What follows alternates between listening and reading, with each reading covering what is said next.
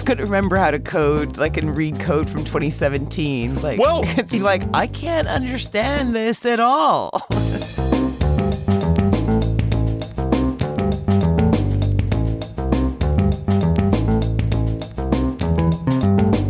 Smashing Security, episode 425, Call of Duty, from pew-pew to pwned, with Carole, Theriault and Cluley. Hello, and welcome to Smashing Security, episode 425. My name's Cluley. And I'm Carole Theriault. What's coming up on the show this week, Carole? Well, first, let's thank this week's wonderful sponsors, Drata, Adaptive Security, and Vanta. It's their support that help us give you this show for free. Now, coming up on today's show, Graham, what do you got? I'm going to be talking about how Call of Duty has gone from battlefield to bedlam. Ooh, okay, and I'm talking about bad bails for jailees. All this and much more coming up on this episode of Smashing Security. Now, chums, and you particularly, Carole, I've got a question for you. I'm picturing you, after you've done a hard day's work, you've decided you're going to relax. You're going to slouch in your lazy boy in front of the TV and do a bit of video gaming. Isn't that your kind of thing? No. No? No. I'm married to someone who I think would love to relax that way. But your Yeti, who you married, he's not the kind of chap who would play a game like Call of Duty World War II, is he? No, but he does play something. I don't know what it's called, but he's I think he's like really, really up there. Like up where? I know, like high up on the score sheet. Like he mentioned it to someone else who knew about the game, and they were like, "Oh my god!" Like Candy Crush or something like that. Basically, all that says is he spends a lot of time. Well, I suspect he wouldn't have been playing Call of Duty World War II very much in recent days because a lot of people have been having trouble logging into it. Okay. Now, if you're not familiar with it, Call of Duty World War II, it came out in 2017, decades ago in gaming years. We thought we knew what war would be like. But nothing prepared us for this. Came out on the PlayStation 4, Windows, Xbox One. It was a big hit. It earned over $500 million in its first 3 days of release. I mean, and that's 2017. I mean, that just tells you how big the world of video games is compared to, well, anything else, really. It's just absolutely huge, isn't it? It became the highest grossing console game of that year in North America, of tens of millions of players. What do you do on it? Oh, Call of Duty World War II. Call of Duty is one of these sort of first-person shooting games. So you've got a rifle in your hand and you're going through, I imagine, occupied France or something. Like pew-pew, murder. Yes, okay. That kind of thing. Look, neither of us play these sort of games. I would get travel sick playing a game like this. I would get so nauseous, the motion sickness would be unbearable. I can't handle 3D games. I need a simple 2D game. That's about the best I can do. But, people love these sort of things and it makes huge money and people are just absorbed by them. And some people, sadly, they like it just a little bit too much. And in late December 2017, so shortly after the game came out, there was an online dispute between two players of the game and things, as they inevitably do, can escalate. What, someone used like an exclamation point or something, or bold font? I think it was a bit worse than that. Okay. These two guys fell out. There was a guy called Casey Viner. He threatened to have another player called Shane Gaskill swatted. Now, you're familiar with swatting, I expect. What, get kicked off the game? No, worse than that. This is where someone makes a hoax call to police. Oh, yeah. They pretend to be you and they say, oh, I've just killed a member of my family or I've got a bomb or I'm holding someone hostage. And of course, the police send round a tactical weapons team. A SWAT team. Yeah, a SWAT team. Mm-hmm. And it can end very, very badly. And in this particular case, in December 2017, it ended very badly because these two Call of Duty World War II players, one of them was threatened online with being swatted. That guy, he gave a false address to the guy threatening him. All right, send the SWAT team if you like. Here's my address. And he gave somebody else's address. And so when a 911 call was made to police pretending to be from that address, The caller said, I shot him in the head and he's not breathing anymore. I'm holding family members at gunpoint. So I already poured gasoline all over the house. I might just set it on fire. But police swarmed Andrew Finch's home, an innocent man with no connection to the game. Walk this way! He was shot and killed by police who thought he was reaching for a gun. Absolutely horrendous. Completely, entirely uninvolved person ended up dead as a result of this. I don't know if I would blame the guy who gave the false address, though. I kind of think I blame the guy who called 911. Yes. So he ended up with a 20-year sentence. Right. It turned out he wasn't actually the game player. The actual one who initiated the attack, it was actually a homeless guy who was offering to ring 911 or use a voice over IP system from a library to have people swatted. So the guy who made the call, he ended up with 20 years. I think the guy who spoke to the person who made the call, who initiated the call, if you like, they ended up with a couple of years in prison as a result. But obviously, one person lost their life. Absolutely horrendous. Now, nothing I'm going to talk about today is quite as horrific as that, but it does involve... So it's a bit boring, but you thought you'd add some color and some murder. I'm just telling you how obsessed people are with this game. Right. So my story today does involve this intense rivalry that players of that game and other video games can feel towards each other, sometimes beyond rationality, definitely breaking well beyond what's considered lawful behaviour. So why am I talking about this game from 2017? Why is it back in the news again now? And the reason is that in recent days, it has become available to a wider audience because Microsoft have released it on the Xbox Gamepass. Okay. I don't even know what that is. If you're not a gamer, your husband might know about this. I don't know, but my son certainly knows about this. It's a subscription service which lets you play games on your Xbox console or on your PC for a set monthly fee. All right. So like gaming as a service, basically. It's a bit like Netflix, something like that, Amazon Prime, Disney Plus. You're paying a monthly fee, but rather than being for movies, it's for video games. Right. But there's a problem. Okay. Because a serious security vulnerability has been found in Call of Duty World War II on PC. From 2017. Yeah, this game from 2017, which has now been rolled out across millions and millions of people, made available and been promoted as, look at this, you can now get this classic version of Call of Duty World War II. It is a remote code execution vulnerability, an RCE, that allows attackers to run any code they like on another player's computer via the game itself. Oh my God. Yeah. So reports have flooded in that hackers are taking control of other players' PCs during online matches. And unlike typical game hacks or cheats that affect only in-game behavior, and that is a problem. You know, people have like invincibility shields, or they can see through walls, or they have an aimbot, which allows them to shoot perfectly all the time. Those sort of tricks, which there are plenty of people doing and the gaming industry tries to prevent from happening.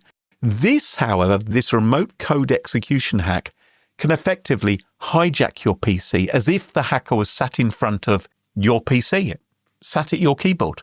Yeah. I've never heard of this. This is pretty amazing. Okay. So we've heard of this kind of hacking technique, this sort of remote code execution before, but this is happening via the video game, which millions of people have got. And thanks to Microsoft, right? They have it. Is that the issue? Okay. Well, yeah, because they've made it available via the Xbox Game Pass. So people have basically had it available for free. It's a bit like if you put a movie up on Netflix and then suddenly everyone can go and watch 50 Shades of Grey or something equally traumatic like that. Yeah, they would be running to watch that. Yeah. So a hacker could display prank messages on your screen. They could install malware. They could steal data. This kind of vulnerability is one of the nastiest types of flaw that a piece of software can have. They can do anything they want because they can write any code they want to that machine. Am I right in saying that? Yes, exactly. They can do whatever they like. So it could be as innocuous or outrageous or horrific as per their whim. Right. And there's a number of things which are being done already with this. So in some cases, the attackers are simply opening like a Windows command prompt and a notepad window will pop up. The typical thing which you do with vulnerabilities is you get the calculator or notepad to pop up. So you can do that and you can display a taunting message. So some people have had this message pop up which references a law firm, which Activision who were the original makers of Call of Duty. They've used in the past against cheats at video games. Sometimes they're freezing the game or they're crashing the game. Sometimes they are shutting down the computer entirely.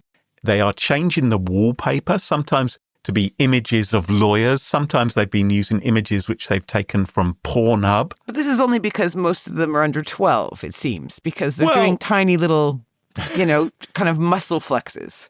You shouldn't probably be playing Call of Duty at 12, but I'm sure plenty of 12-year-olds are. But you could just as easily use this method to install a virus or ransomware or a remote access Trojan. The thing is I wonder, like in the UK at least, this would be breaking the law because you're unauthorized. It's by taking advantage of this vulnerability. It's an unauthorized modification to someone else's computer. So it's against the law in many countries around the world, this kind of thing. But of course, you're thinking, well, what are the chances I'm going to get caught? And if you're a teenager, you may well think, well, I'm invulnerable anyway. No, what do I care? This isn't... I'm king of the world. Yeah, I mean, this in a way links in with what Joe Tidy was talking about with his book a couple of weeks ago, Control Chaos, where he was talking about this underbelly in the world of computing, where there's lots of young teenage males, typically, who are doing things for bravado and think that they're never going to get caught, but are causing problems.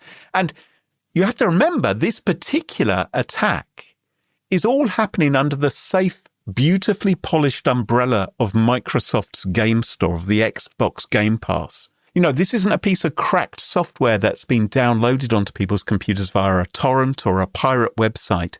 This is something where you think, oh, I'm in a safe place here, but it clearly isn't safe. What have they said? Well, what they've done is this. They have, for now, taken down Call of Duty World War II. They've removed it from the store. Good. Right? Yeah. They've also shut down the servers. They say that they are handling what they call a technical issue, which they are investigating. They say they've done this as a precaution, but it's not necessarily going to be easy for them to fix this. And in the meantime, the game's entire online functionality is offline for PC speakers. So you've got to go to your games consoles instead. Who's going to remember how to code, and read code from 2017? It's like, I can't understand this at all. That is it, right? But it's worse than that. AI will figure it out for them. Come. Because the Call of Duty World War II code, you're right, it dates back to 2017, but a lot of it apparently, according to some reports, relies heavily on multiplayer infrastructure and technology dating back to Call of Duty 2, which was written in 2005.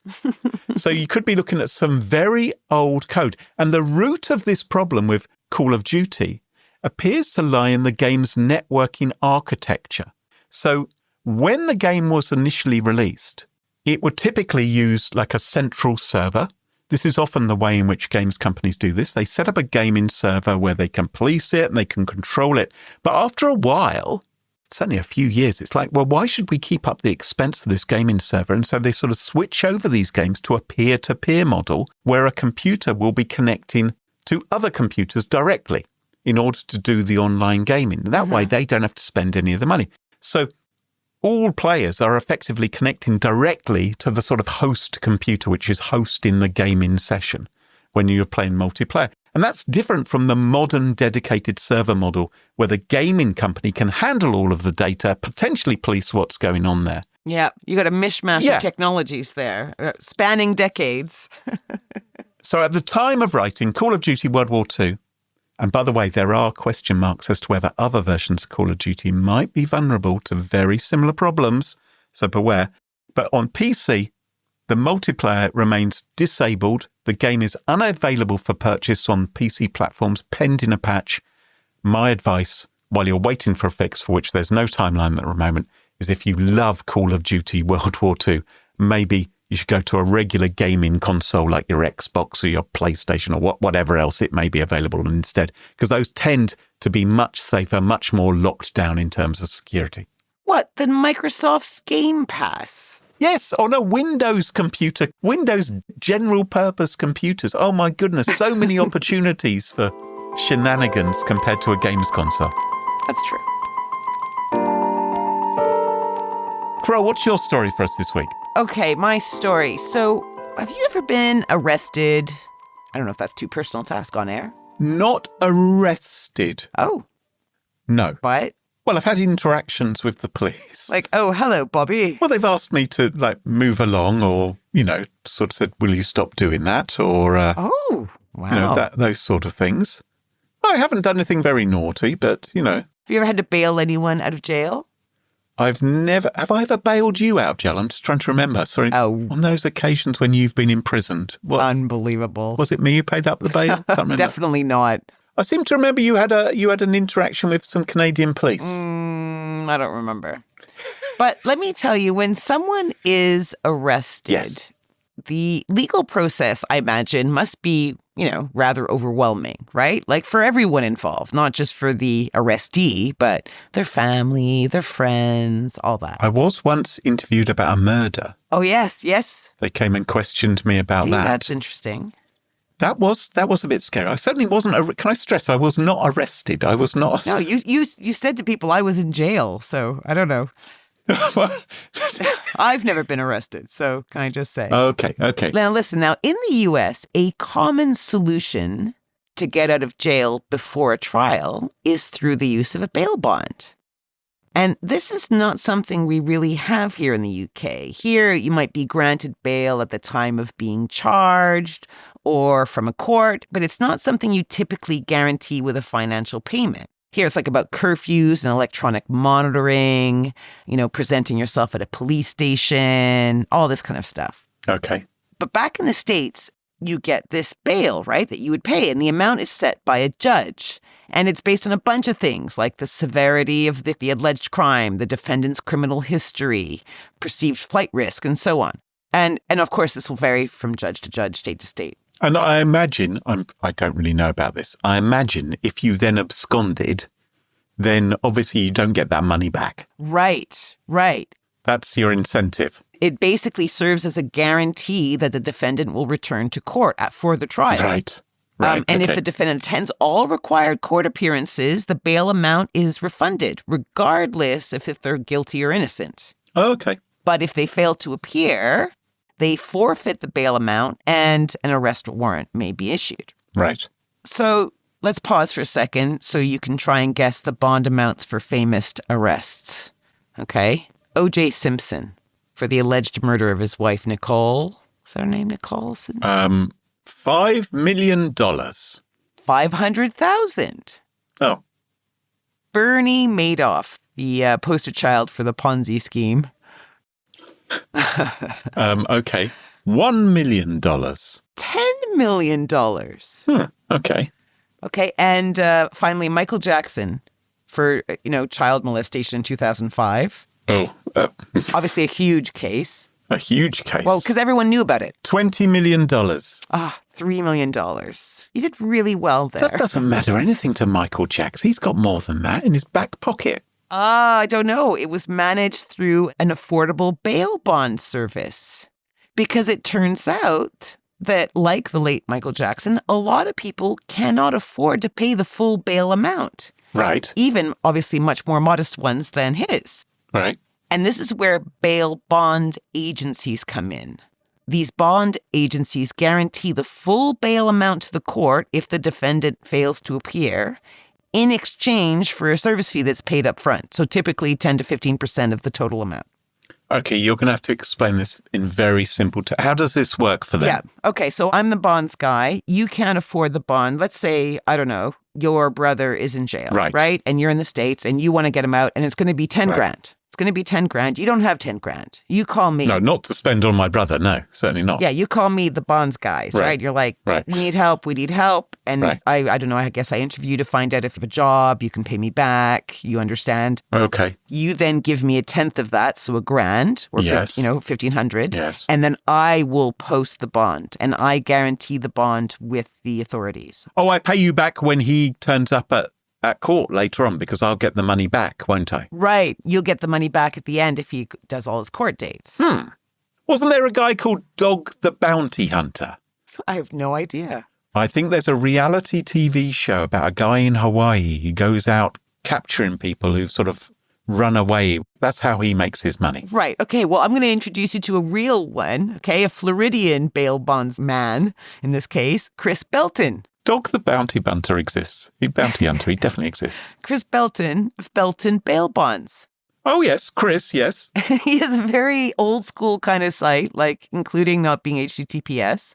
But the homepage says, Belton Bail Bonds, a family-owned business, has served residents from Lake County communities for over 43 years. Oh, lovely. The next line is, the agency is located next to Lake County Jail in downtown Taverners, Florida.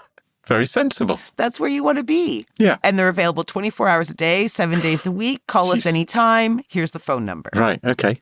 And they have a testimonials page, which I will put in the show notes because it is just a fascinating experience to read. Is Michael Jackson one of those people who gave him No. Oh.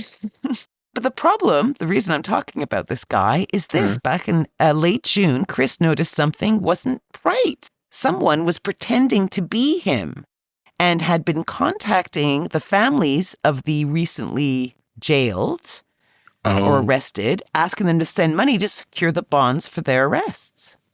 And the Lake County Sheriff's Office reported that they'd received over 30 reports where alleged scammers were using this guy, Chris Belton's name. Mm-hmm. Apparently, a few paid up, some $400 to $500, and the highest was $6,500.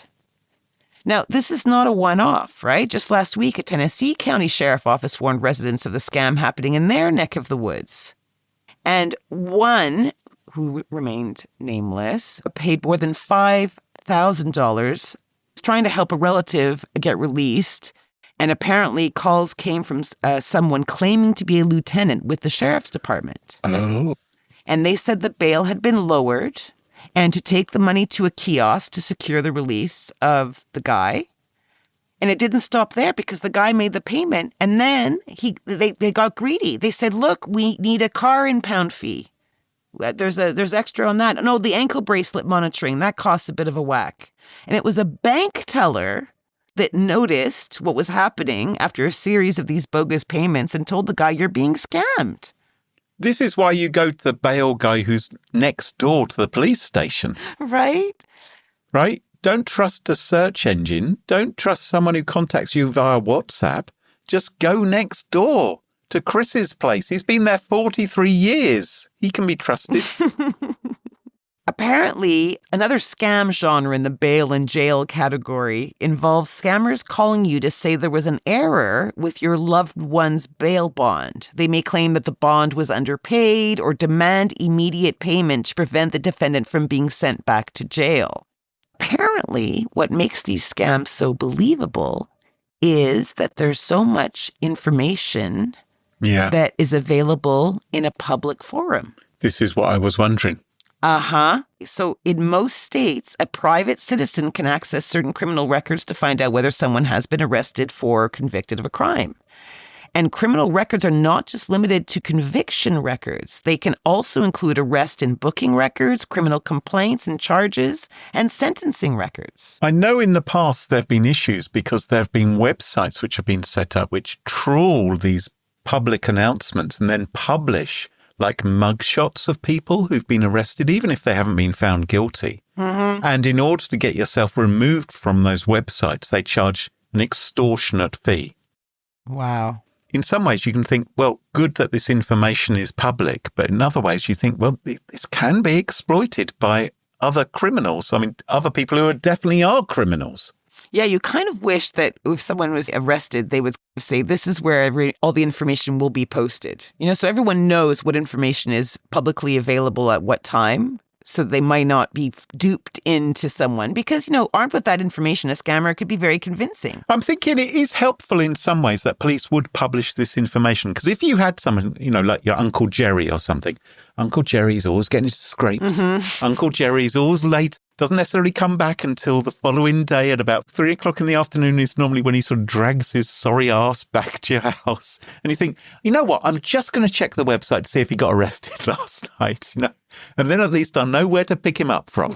So it is handy to have that kind of information. But of course, if it's open to absolutely everyone, then it's open to fraudsters as well.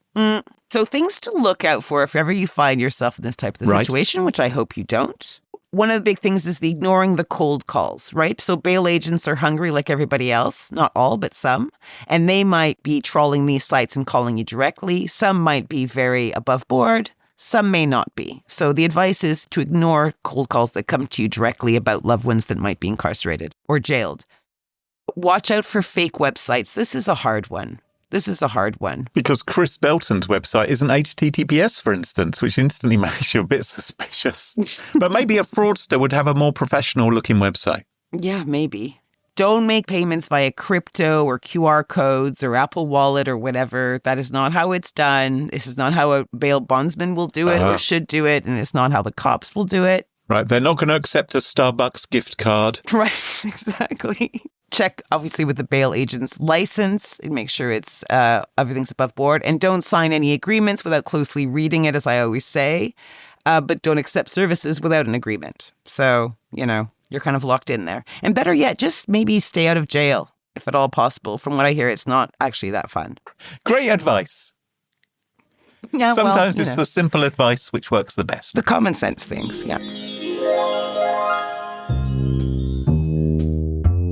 This episode of Smashing Security is brought to you by Adaptive Security, the first cybersecurity company backed by OpenAI. Yes, that OpenAI. In a world where deepfake voices, vishing, and AI-generated phishing emails are hitting inboxes and Zoom calls, Adaptive Security is leading the charge to stop AI-powered social engineering attacks. Their AI-native platform simulates cutting-edge deepfake threats, trains your team with expert-vetted modules, and even triages real-time phishing reports. And now, Adaptive's new AI content creator helps security teams instantly generate custom training by just pasting in a news article or compliance doc. Whether it's a break-in threat or an internal policy update, Adaptive can spin it into interactive, multilingual training in seconds. Trusted by top security leaders, Adaptive is building the future of cyber defense. To learn more, head to adaptivesecurity.com. That's adaptivesecurity.com. Now, Carole, according to Vanta's latest State of Trust report, cybersecurity is the number one concern for UK businesses. And of course, Vanta can help you with that. Whether you're a startup, growing fast, or already established, Vanta can help you get ISO 27001 certified and more without any of the headaches. You see, Vanta allows your company to centralize security workflows, complete questionnaires up to 5 times faster, and proactively manage vendor risk to help your team not only get compliant, but stay compliant. So stop stressing over cybersecurity and start focusing on growing your business in 2025. Check out Vanta and let them handle the tough stuff. Head to vanta.com/smashing to learn more. That's Vanta, VANTA.com/smashing. And thanks to Vanta for sponsoring Smashing Security.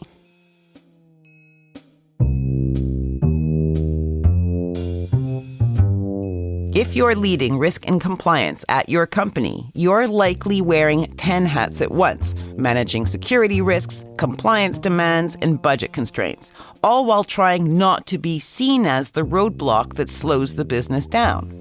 But GRC isn't just about checking boxes. It's a revenue driver that builds trust, accelerates deals, and strengthens security. That's why modern GRC leaders turn to Drata, a trust management platform that automates tedious tasks so you can focus on reducing risk, proving compliance, and scaling your program.